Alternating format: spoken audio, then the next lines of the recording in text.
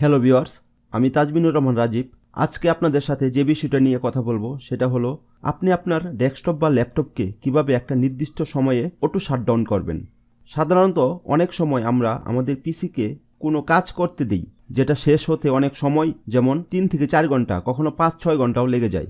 কাজে আমি যদি সেই কাজটা শেষ হবার পর পিসির সামনে না থাকি, তাহলে কিন্তু আমি কাজটা শেষ হবার পর আমি আমার পিসিটাকে শাটডাউন করতে পারি না।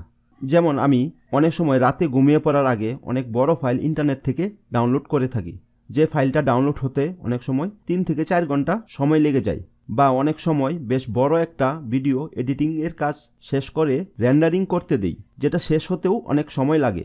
কাজেই ডাউনলোড বা ভিডিও রেন্ডারিংটা শেষ হবার পর আমার পিসিটা শাটডাউন দেওয়ার জন্য আমার পক্ষে সেই সময় পর্যন্ত বসে থাকা সম্ভব না।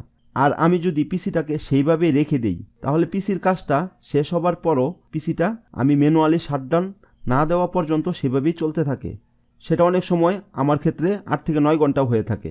আর এটা অবশ্যই পিসির লাইফ টাইমের জন্য খুবই ক্ষতিকর।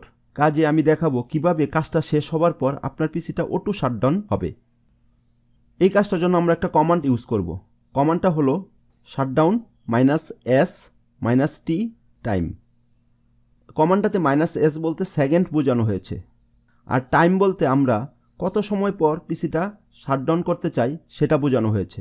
আমরা সেই সময়টাকে সেকেন্ড হিসাবে টাইমের জায়গায় বসাবো। ধরেন আপনি যে কাজটা পিসিতে চালু করেছেন সেটা শেষ হতে 2 ঘন্টা সময় লাগবে। কাজেই 2 ঘন্টা সমান কত সেকেন্ড সেটা বের করে নিব।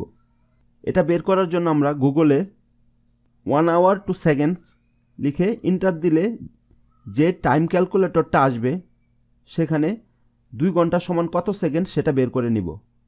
তারপর পিসির ডেস্কটপের নিচের দিকে সার্চ অপশনে রান লিখে ইন্টার দিলে উইন্ডোজের রান অপশনের উইন্ডোটা ওপেন হবে। এখন এখানে কমান্ডটা কপি করে পেস্ট করে দিব,